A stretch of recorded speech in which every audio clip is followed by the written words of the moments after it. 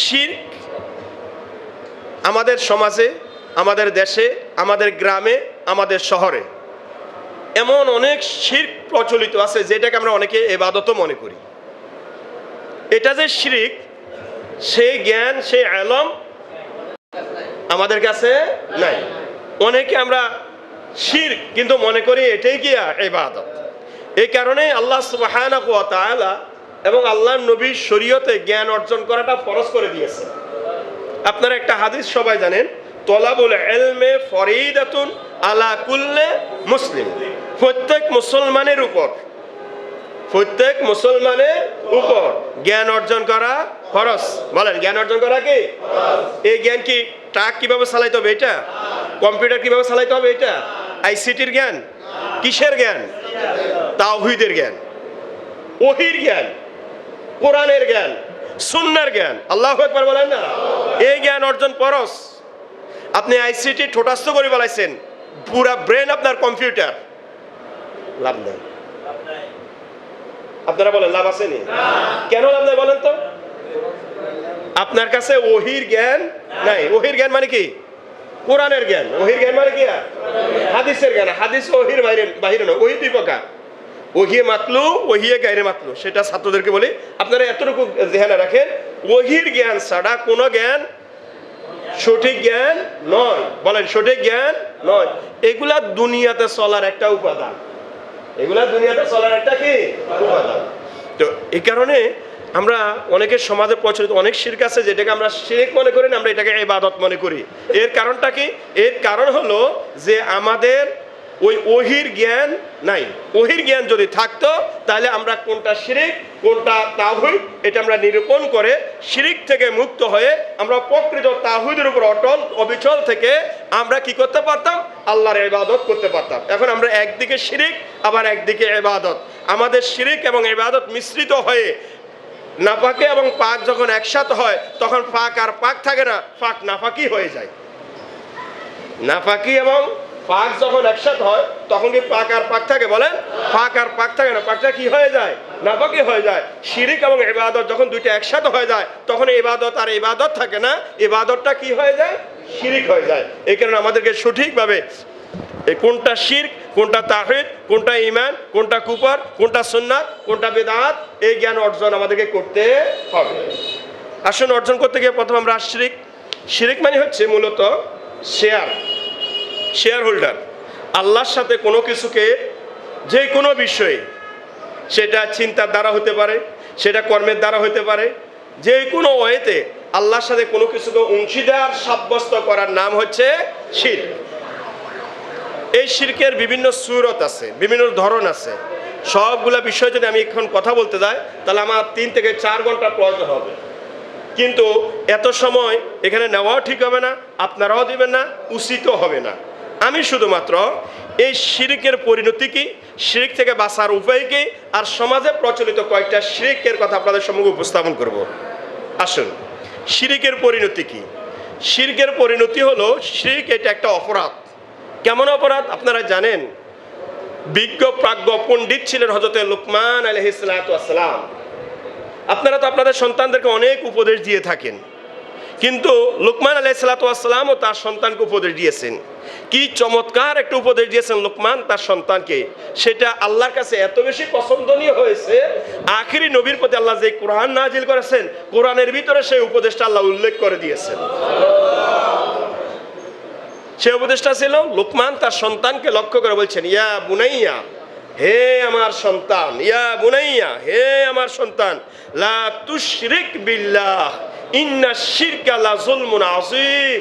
হে আমার সন্তান, আল্লাহর সাথে শিরক করিও না, নিশ্চয় যত অপরাধ আছে সবচেয়ে বড় অপরাধ হচ্ছে শিরক।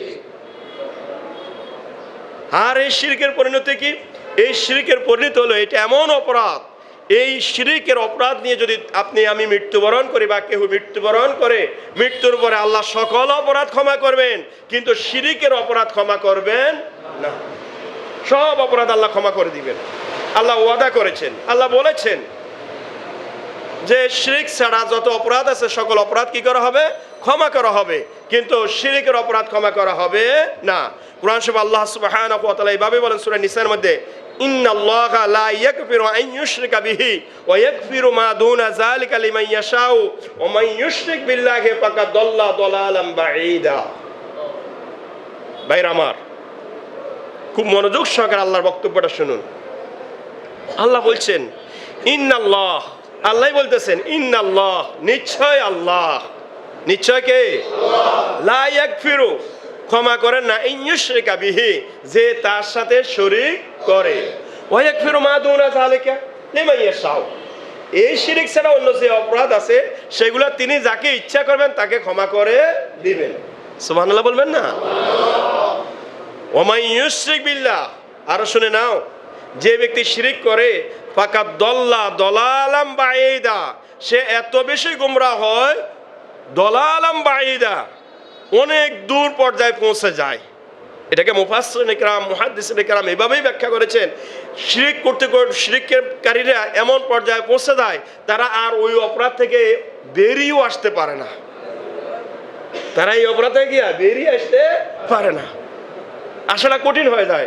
তবে বেরিয়ে আসার জন্য কি লাগবে বলেন? আল্লাহর দয়া। বেরিয়ে আসার জন্য কি লাগবে? আল্লাহ।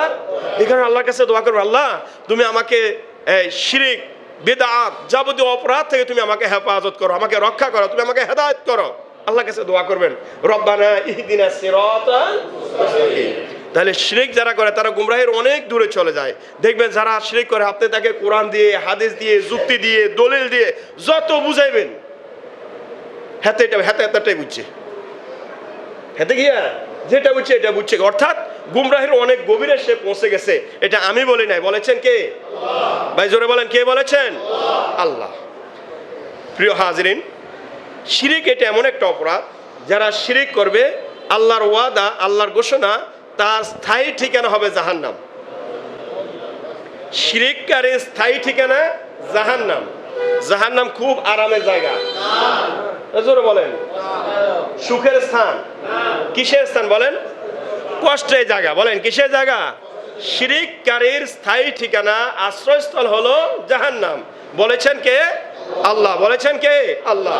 আল্লাহ সুবহানাহু ওয়া তাআলা সূরা মাইদার মধ্যে এভাবে বলেছেন, ইন্নাহু মান ইউশরিক বিল্লাহ ফাকাদ হারামাল্লাহু আলাইহিল জান্নাহ, যে ব্যক্তি আল্লাহর সাথে শিরিক করে আল্লাহ তার জন্য জান্নাতকে হারাম করে দেন। নাউজুবিল্লাহ বলেন না। যে শিরিক করে তার জন্য আল্লাহ জান্নাতকে কি করে দেন? তার জন্য জান্নাত হারাম, সে জান্নাতে প্রবেশ করতে পারবে না। মাওয়াহুন নার, মাওয়াহুন মানে হচ্ছে আশ্রয়স্থল, তার আশ্রয়স্থল হচ্ছে নার বা আগুন। ওমা লিজ্জালিমিনা মিন আনসার। একটু আগে ওই লুকমান আলাইহিস সালাম রাসূলকে বলছেন জুলুম শিরিক, তো জুলুম যে করে সে হচ্ছে জালেম, জুলুম যে করে সে হচ্ছে কি? আল্লাহ আয়াতের শেষ অংশে বলেন ওমা লিজ্জালিমিনা, ওমা লিজ্জালিমিনা মিন আনসার। আনসার মানে সাহায্যকারী, জালেম মানে জালেম। আল্লাহর কাছে জালেমের জন্য কোনো সাহায্যকারী নাই। দুনিয়াতে আপনি একটা মার্ডার কেসের আসামি হয়ে গেছেন, কেউ না কেউ আপনার পক্ষে উকিল দাঁড়াবে, কি ভাই জোরে বলেন, দাঁড়াবে কি না? কিন্তু শিরিকের অপরাধ এমন একটা অপরাধ, এই অপরাধের জন্য কোনো সুপারিশকারী নাই, এই অপরাধের জন্য কোনো সাহায্যকারী নাই। শিরিককারীর নিশ্চিত গন্তব্যস্থল হচ্ছে জাহান্নাম। আল্লাহ আমাদেরকে হেফাজত করুন, আল্লাহ আমাদেরকে হেফাজত করুন। 2, 3 নাম্বার, শিরিককারী যত ইবাদত করবে তার কোনো ইবাদত আল্লাহর দরবারে কবুল হবে না। ইতিপূর্বে সে শিরিক করে নাই, সে নেক আমল করেছে। ইতিপূর্বে সে শিরিক করে নাই, আপনারা আছেন তো সবাই? ইতিপূর্বে সে কি করে নাই? সে কি করেছে? হঠাৎ করে যে কোনো মানুষ শয়তানের ওয়াসওয়াসাই হোক আর জিন শয়তানের ওয়াসওয়াসাই হোক, যে কোনো ওয়াইতে সে শিরিক করছে। এখন পরিণতি কি? এখন পরিণতি হলে ইতিপূর্বে তার যত নেক আমল আছে সমস্ত নেক আমল বাতিল হয়ে যাবে। আমি বলি নাই, বলেছেন কে? জোরে বলেন, কে বলেছেন? কি কঠিন ভাবে বক্তব্য আল্লাহ শুনেন। ওয়ালাকাদ উহিয়া, লাম এটাও লামে তাকে কাদো তাকে জন্য, অবশ্যই অবশ্যই আল্লাহর কথার ডায়লগ আর কি। ওয়ালাকাদ আল্লাহ কাত বললেও পারতেন, কিন্তু আল্লাহ বলেন কি ওয়ালা কাত। সদরা বলেন বলেন বলেন অবশ্যই।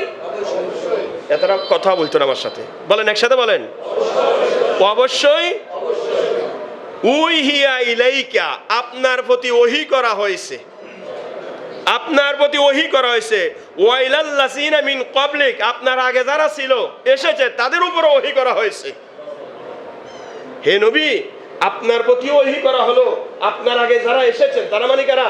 আপনার আগে নবী রাসূলগণ, তাদেরকেও ওহী করা হয়েছে। কি ওহী? লাইন আশরাকতা লা ইয়াহবাতান্না আমালাকা, যাতে লোকদেরকে এই কথা জানিয়ে দেওয়া হয় যদি তুমি আল্লাহর সাথে শিরিক করো তাহলে তোমার সমস্ত আমলকে নষ্ট করে দেওয়া হবে, তোমার সমস্ত নেকামলকে কি করে দেওয়া হবে?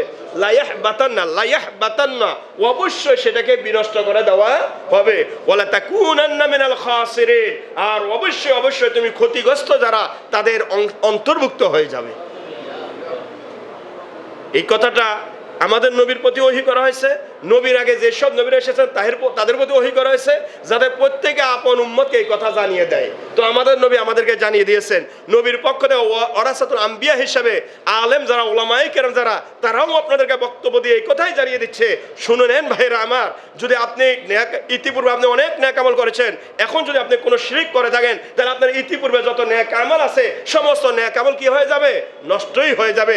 আর ওয়ালা তাকুনান্না মিনাল খাসিরিন, আল্লাহ বলেন অবশ্যই তুমি ক্ষতিগ্রস্ত যারা তাদের অন্তর্ভুক্ত হয়ে যাবে। তো আপনি আমি এত কষ্ট করে নেক আমল করলাম, এত কষ্ট করে জান্নাতে যাওয়ার জন্য চেষ্টা করলাম, ময়দানে হাসরে আল্লাহর সম্মুখে যখন উপস্থিত হলাম, আল্লাহ বলবেন তোমার তো সব নষ্ট করে দেওয়া হয়েছে। তো আপনি বলেন কেন নষ্ট করা হলো আল্লাহ? আল্লাহ বলবেন তুমি তো এখন আমার সামনে দাঁড়িয়েছ, কিন্তু সেদিন দুনিয়াতে যখন ছিলে আমার সাথে তুমি অন্য কাউকে বা অন্য কিছুকে তো তুমি অংশীদার স্থাপত্য করেছিলে, এখানে তোমার আগে সব বাতিল। এখন নতুন করে তো করার কোনো সুযোগ নাই। ঠিকানা আগের ঘোষণা, তোমার জন্য নির্ধারিত স্থান হচ্ছে কি জাহান্নাম।